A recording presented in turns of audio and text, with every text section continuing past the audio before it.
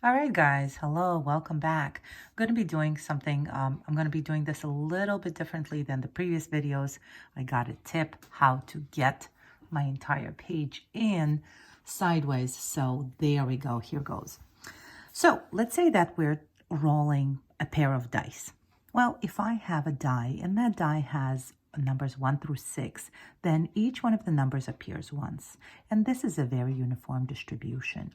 Now, if I'm going to be rolling the dice twice and calculating the mean outcome on those dice, I'm going to end up with a distribution that is going to look a little bit more like our hill. All right, if I'm going to roll 3 dice or 4 dice or 5 dice, more and more my distribution is going to look like a normal distribution.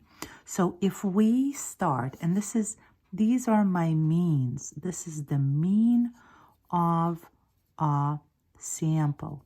Okay, these are my means of the sample. So if I'm going to roll the 5 dice, and I would calculate the mean of those 5 rolled dice, this is what I would see. I would see something that starts to look very normal. So the beauty of this is our n going to go to infinity, we are going to end up with a shape that is going to look more normal. Now that, aside from being just this beautiful shape, it's going to have the mu of it. The mean is going to be the mean of the distribution. So whatever the mean here, and for us the mean over here would be 3.5.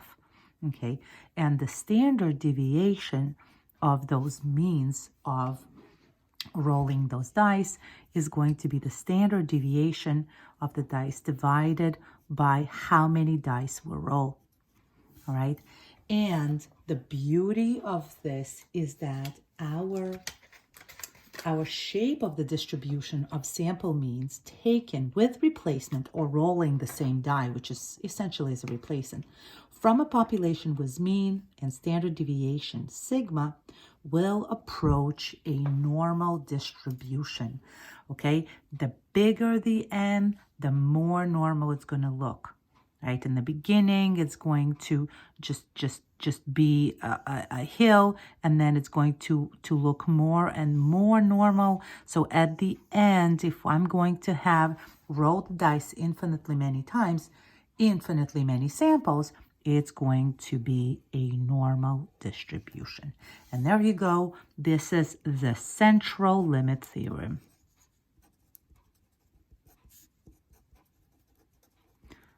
And the central limit theorem is actually going to work for any kind of distribution.